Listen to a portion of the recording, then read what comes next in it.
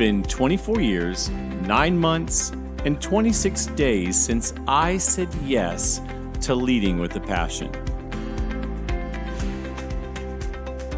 This is Benjamin Stewart, and you're listening to my podcast, Leading from the Edge.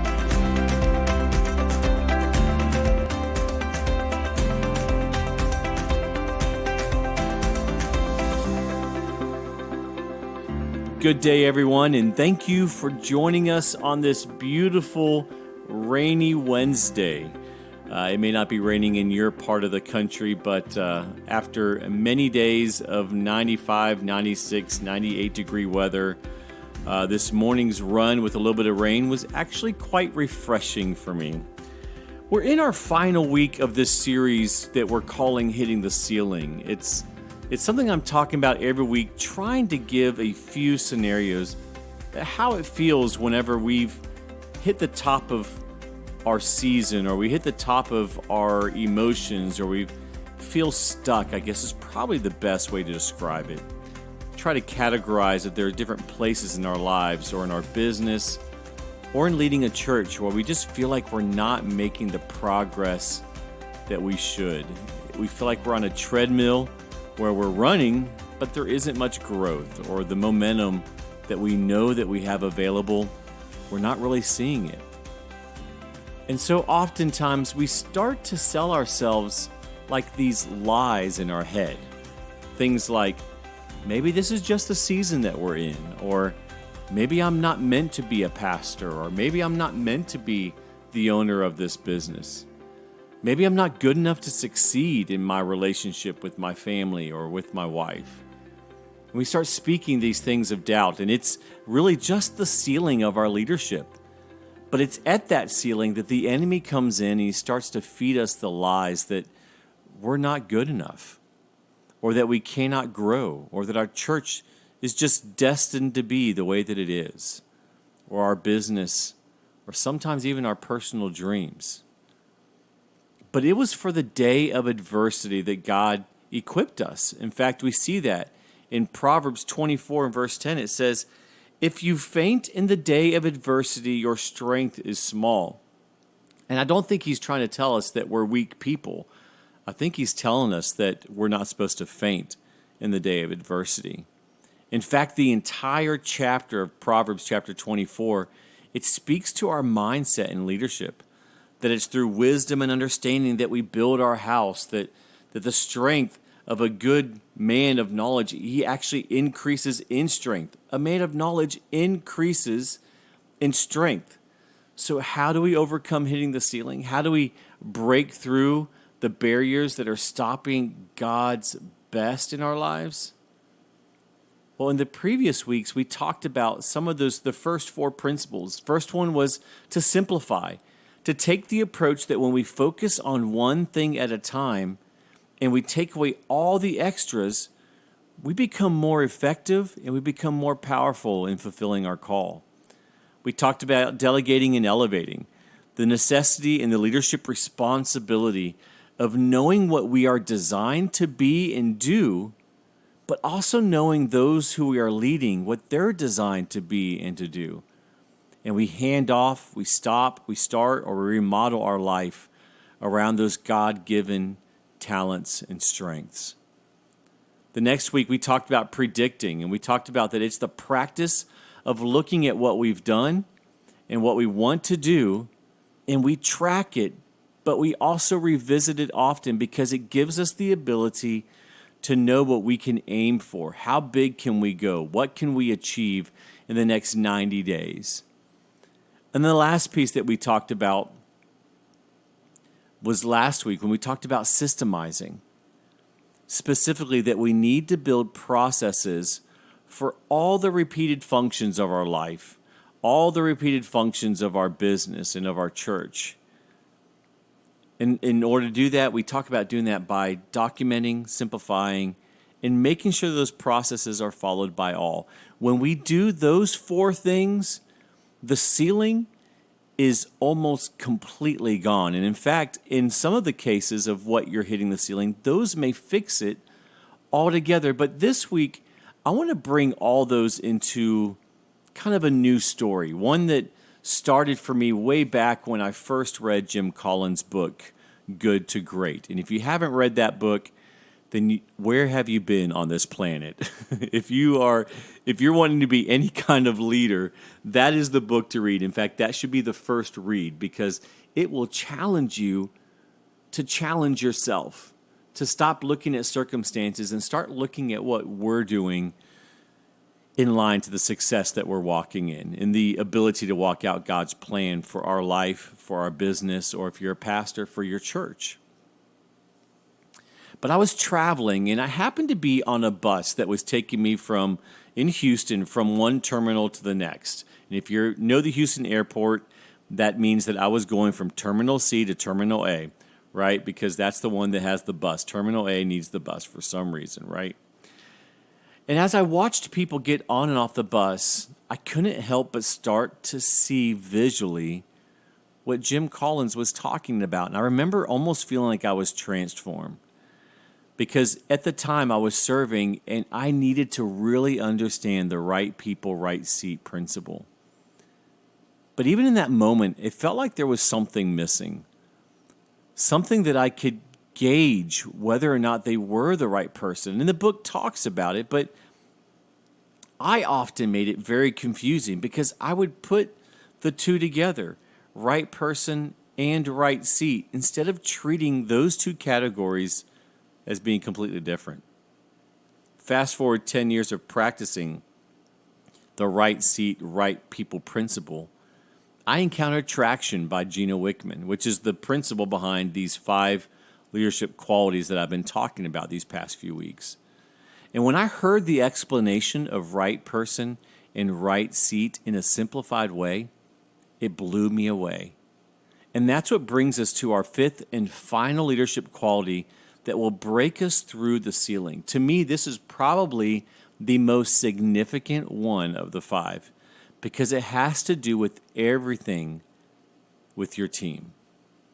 Now, for a church, that is staff, that's volunteers, and that's different levels of leadership and different levels of volunteers within your church. For a business, that's your leadership team and your staff, and maybe even your board. But for individuals, oftentimes we don't think about who's on our team, but we should. So if you're taking notes, the 5th and final trait of breaking through the ceiling is structure. And I know you're thinking, wait, how is structure anything to do with people? Well, listen to what I'm going to talk about this. Oftentimes, we look at structure as being just about reporting or our org chart or how we don't fall apart or who's responsible for what. But it's much more than that when we talk about it being a trait needed for leadership.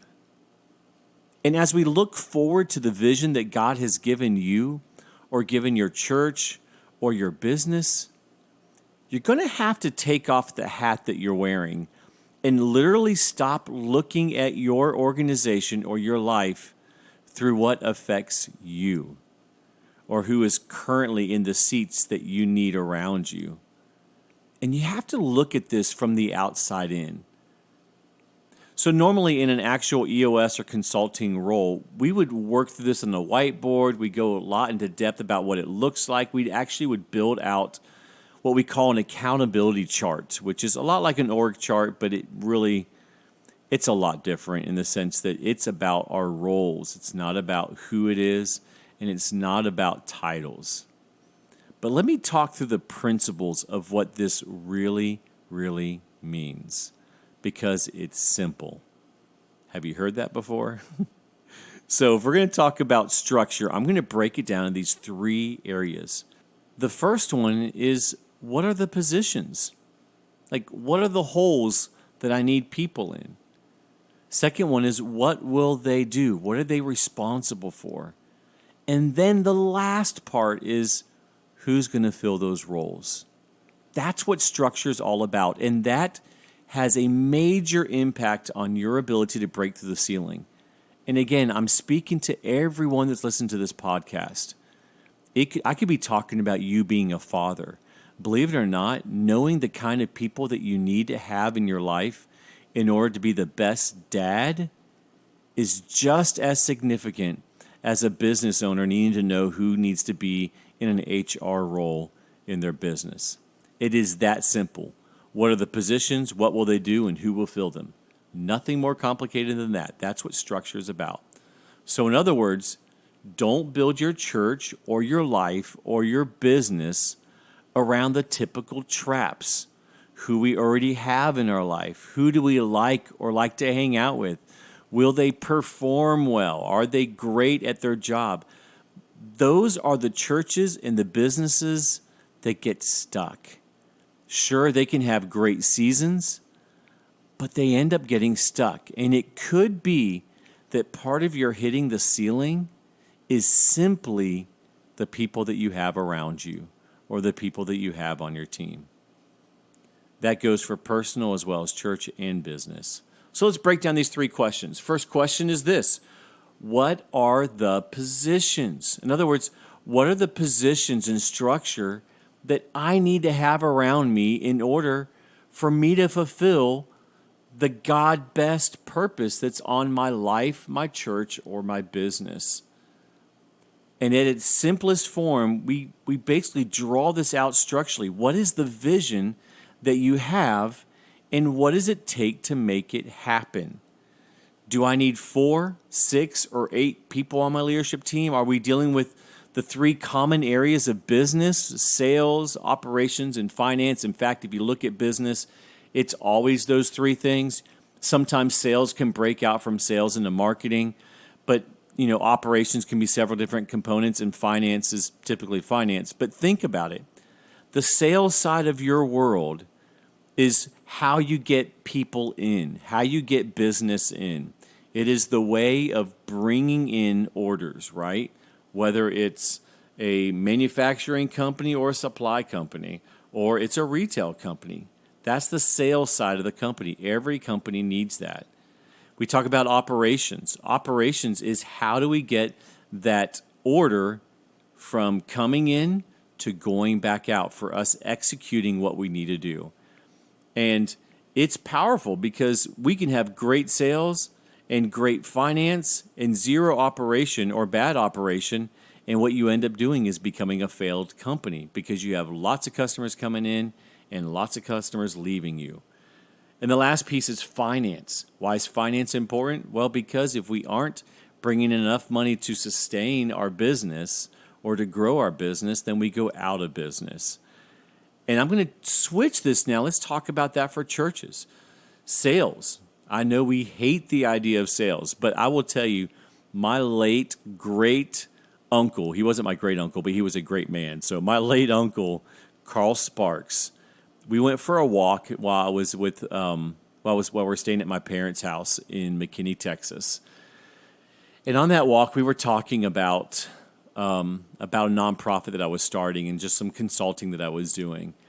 And he literally stopped me on the walk and he looked me in the eyes and he said, "Ben, you better charge for your services. Otherwise, people will not value what you're doing." And I sat there and looked at him for a minute. And then I said this word. I said, "But I'm really not a great salesman. I don't even like selling things." And he laughed out loud as he like took in what I said. And I was going, why is this man laughing at me right now? But he looked at me. He says, "Ben," he said, "you're a pastor. Do you know that pastors are the best salesmen on the planet?"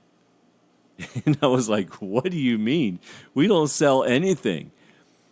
And while for some of you pastors this may feel very sacrilegious, I want you to listen to the principle behind what he was saying, because he loved God. And he knew that a pastor wasn't technically selling anything. But this is what he said. He said, "Pastors are the only people I know that can get people to buy in to Christianity without being able to taste, touch, see, or feel what they're buying into." And I know there's a lot of alerts going off in our heads of, well, no, because the Holy Spirit's drawing and because you do feel a difference. And all those things are true. But at the core of what he was saying was that as a pastor, you still have to take serious that you are part of the process of a believer coming to Christ.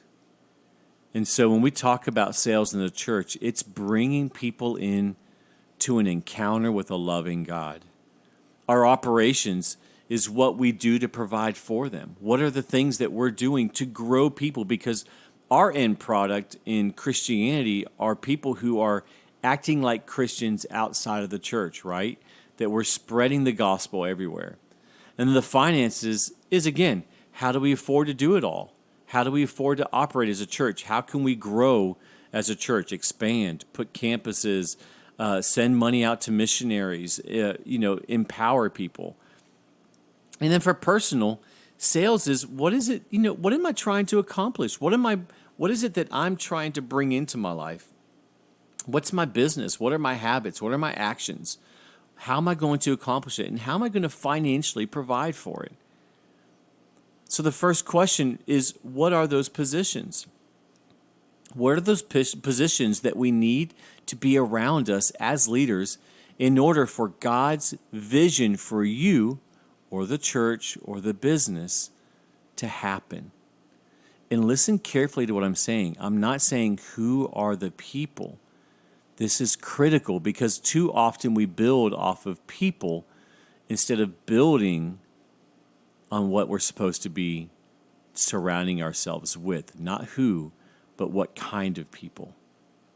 Don't put names, put down roles. The second piece of this is, what will they do? So I've got these positions. So in my business, I need a person over sales, I need a person over operations, a person over finance. Or in church, I need a person over missions, I need a person over staff, and I need a person over finance. And I know that's very simple, but and a person over ministry. Or however it is that you structure it, these are the people that you need around you, not the individuals, the positions that we need around you. The second piece is, what are they going to do? Can we decide now to throw away 2-page job descriptions?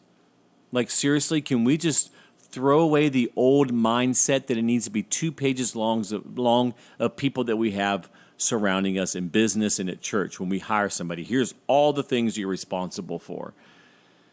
We don't ever bring those things out unless we're about to fire somebody, and we don't build those things around the function that they have in our organization or in our life. We simply build it around needs, and that is wrong. What they will do should literally be 5 to 7 things, and that's it. Think of it as a high-level overview, that those 5 to 7 things is encompassing at least 80% of what their job is. They should know how to do all the details and manage all the lead people and all that comes with their role, right? That should be something that's already a part of who they are if they're the right person in the right seat. And if they're not able to, your list is not going to fix it. Giving them a checklist of how to be a great leader is not going to make them a great leader.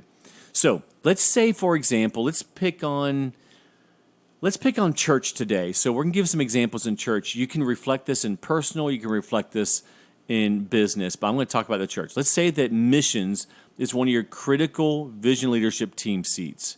So this is that leadership team. This is one of the positions that you've said is important for us to be successful and fulfill the mission that God's put on this church. What are some 5 to 7 roles we could give that person? Well, top of my head, I would say things like, well, let's educate the body, right? So their job is to make sure that our members know what we're doing in missions and how to be involved. Let's say that's the first one. Second one, missions trips. So let's have them coordinate all trips and invites for missions and all the things concerning that. And then let's have them also, a third role would be, let's pastor our relationship. So this person needs to be able to have great conversations with our current missionaries and encourage them and pastor them through finance, prayer, communication, encouragement. They also need to be good at raising support, not just for the missions trips, but for the missionaries. So this would be a fourth thing, to raise support. And a fifth category, let's just throw in there New missions or retiring missions. So transition, missionary transitions. That's a good title. So their fifth role is to be great at missionary transitions. That's bringing on new missionaries and then retiring missionaries, whether it means that the focus or the goal of that mission is changed or not really in line with the church, or the person's of an age where they are retiring and that mission is closing down. It's fulfilled its call. And when we think about this as pastors or as leaders or leaders in general, you can see those 5 things. Wouldn't those 5 things, educating, coordinating, pastoring, raising support, and doing transitions, if someone rocked those 5 things in a missions component, even if you're not a pastor, you're just a business owner, would that not make that area amazing? Wouldn't you be proud as a leader and be able to trust that person if they took those 5 things and they did them well? Now, isn't that much easier than having 2 pages of lists of things that they need to do? As a boss, would you really need to lay out all those details if they were successfully doing those things? And then flip side, talk about delegate and elevate. How empowering is that for that person that you've hired, or that person that you've given them their 5 to 7 roles? They know exactly what you're looking at every week that you meet with them. So the first question, recapping here, is what are the positions? What type of people are we surrounding ourselves? What are those positions we need to surround ourselves to make this vision successful? Second question in the leadership quality of being able to structure was, what will they do? What are the 5 to 7 roles that they need? And you need to do this for each one of the areas that you're surrounding yourself with. The last question, the one that most of us focus on first in structure, is who is going to fill that role? Now, please hear my heart on this. If we make the vision that God has placed on our hearts the most important factor for decision making, which it should be, then this part is all about answering 2 questions. Number 1, do they fit our core values? That's the right people question that Jim Collins is talking about. I'll talk about core values in another podcast, but do they truly fit our core values? That's the first question. And the second question is, do they get it, want it, and have the capacity? Let me break that down, because that's it. That's all it takes. When I look at an employee for a company, my question about them is this: do they fit my core values? Are they the right person? And do they get it, want it, and have the capacity? Are they the right seat? And if they are a no in either one of those categories, then there's no need for them to be on our staff, because they will not help make the vision happen. It's the same thing in your personal life. If you have people in your life who don't fit in with you core value-wise, and they don't have the desire to help you grow, be in your life to grow, and they don't have the strength to be a catalyst for your growth, then they shouldn't be a part of your growth process in your life. Now, I'm not getting rid of family members, right? We're not allowed. We're to love everybody and be in relationship with a lot of people, but I'm talking about people that you surround yourself with to grow. So that first one is core values. If your core values are, let's do 5 core values: teamwork, compassionate towards others, confident, hardworking, and my favorite, a servant's heart. So those 5 things: teamwork, compassion, confidence, hardworking, and servant heart. If you have an employee, if that's your core values, and you have an employee who doesn't get along with others or is always talking bad about other employees, guess what? They're not a right fit. Or if you have an employee that's always second-guessing themselves, our third value was confidence. So if they're always second-guessing themselves, then they're probably not a good fit either. Or if you have a person who only likes their ideas, or they're arrogant, or they think that their ideas are always the best, they don't have that servant's heart, they're not going to be a good fit. But you do have to know what your core values are.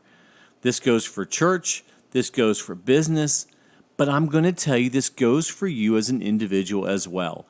What are your core values? We'll dive into that in another podcast, but the short version is, what are the 3 to 7 things that mean more to you and they make up who you are? Or if you're talking about business, what are the 3 to 7 things that you naturally as a business operate in? I was talking to a business yesterday, and one of the things that came up in their conversation was, we get into the trenches together. What a great core value. It says a lot. Is it the word humility, or is it the word teamwork? No, it's so specific to them that their team is willing to get into the trenches with each other. In other words, it may not even be their project, but they're willing to jump in and make it successful. That's an example of a core value. And one that's huge for me personally is a Philippians principle in the Word of God. I want to be around people who think of others before themselves. I know some people call it humility, but that phrase means a lot more to me than the word humility, to think of others before myself. Business partnerships for me, that's critical. It's a critical core value for me. That's the first part of this question when we're talking about who's going to fill them, is the core value piece. Second part was get it, want it, and have the capacity, right? And we want to keep this simple. What does that mean for measuring performance? Well, if they get it, then they see the value in it and they'll build on it. If they want it, then they're hungry and they're going to do well and they're going to be creative. They're going to create life for the position and for your team. And if they have the capacity, that means, do they have the skill sets needed to fulfill that role? Obviously, if you have a plumbing business and you have somebody who fits your core values and they want to be a plumber, they know they should be a plumber, but they've never gone to any kind of plumbing school. No, that's probably not the name of the school. Then they're not going to fit, because they may be the right person, but they're not in the right seat. You need plumbers to be plumbers, right? So let's go back to this missions person, for example, since we're picking on the church today, in a good way. Let's say that they have the core values part down, pat, like they are great at core values. And so we ask these 3 questions. Do they get it, right? Do they live and breathe the heart of a missionary? Do they see the need? This is the do they get it part of a missionary role, of a missions pastor role. And if the answer is yes, move on to the next question. Do they want it? In other words, do they really see themselves as the right person for the job? This is so important, because we can have people that we know fit, but if they don't believe they fit, trust me, they won't fit. I've been there. Do they see themselves as the right person for the job, and are they excited about it? Last question about this is, do they have the capacity? Example here. Are they capable of doing the 5 to 7 pieces that we talked about above? Educating the body, coordinating all the trips and invites for missions, pastoring the missionaries, that finance, encouragement, prayer. Do they have a heart for people? Raising support, right, for the missions and missionaries. Are they an influencer? Are they able to see the value people have for giving and what that gives to people who give? And then managing new missionaries and retiring missionaries. Can they recruit? Can they train? And can they transition people well? Do you see how this frees up a church or business? And I know I probably sound more passionate about this area than the other ones I've talked about.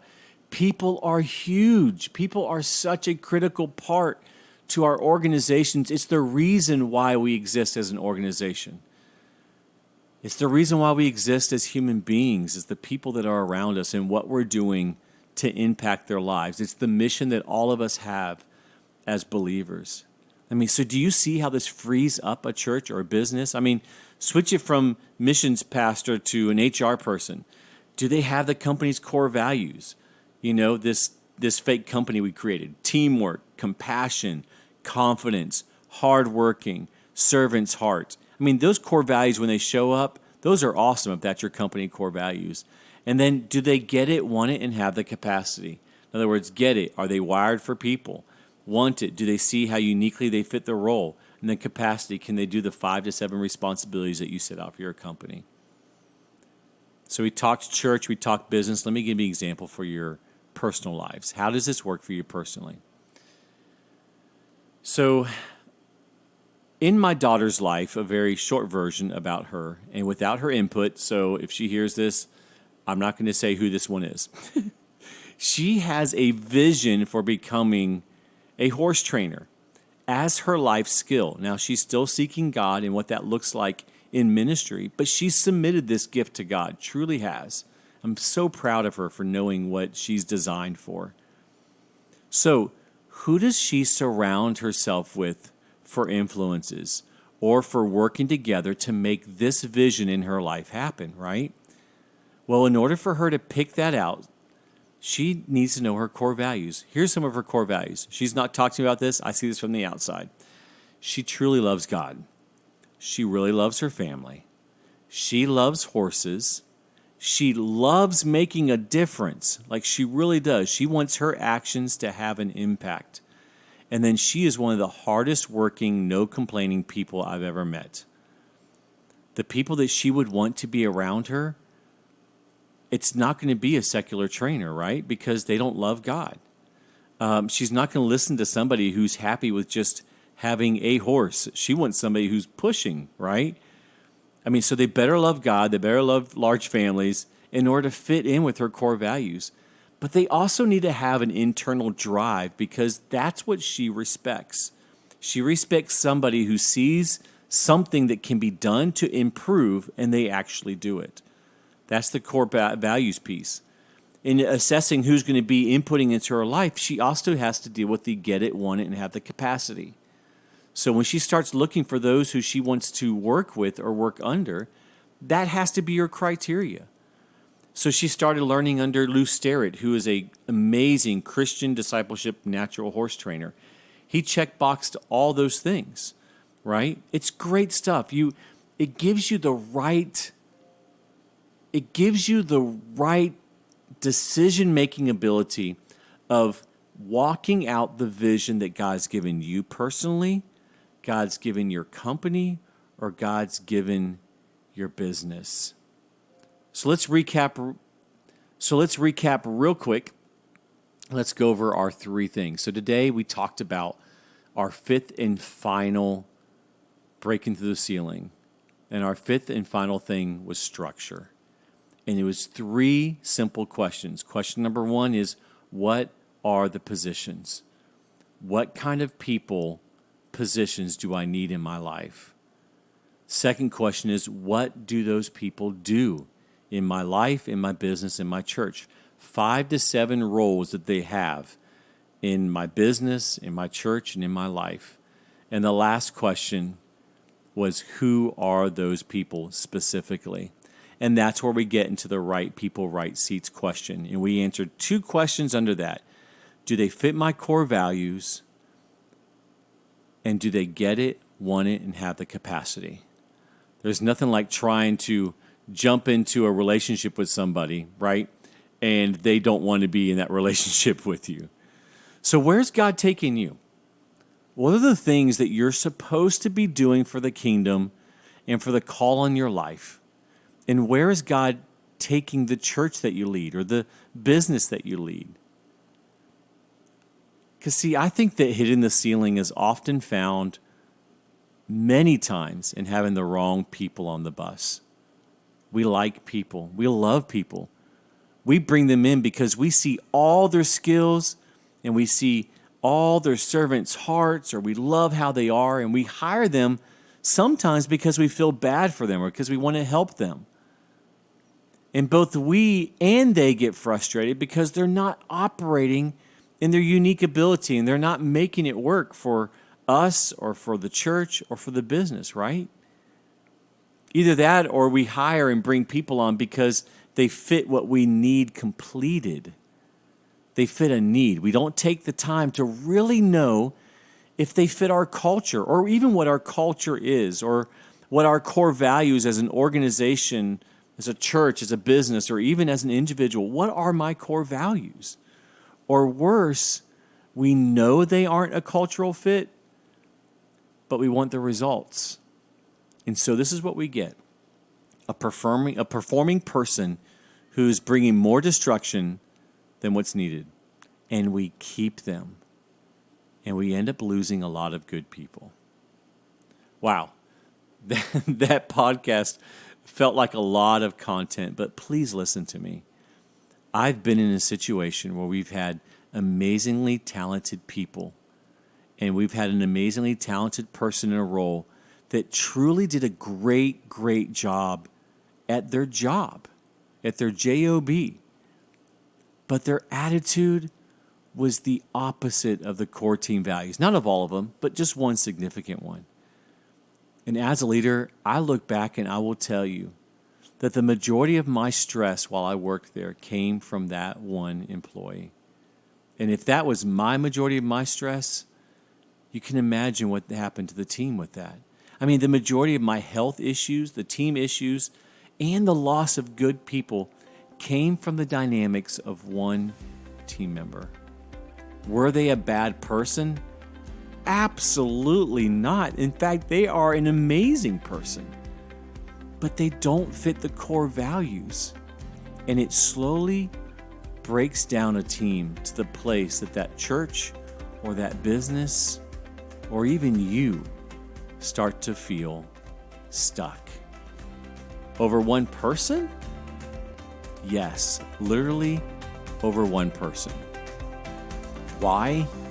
Because it speaks volumes to our leadership, and it sets up everyone in the organization as to where they fit. And as leaders, we have a responsibility to lead. Not watch and hope, but to lead our teams, because more is at stake than our business, our personal, or our church success. It is literally the lives of everyone that God has given you the privilege to lead. Yep. Leadership, in my opinion, means that every day you are striving to be at least one step ahead, at least one experience in front of those that you have been given the gift of leading.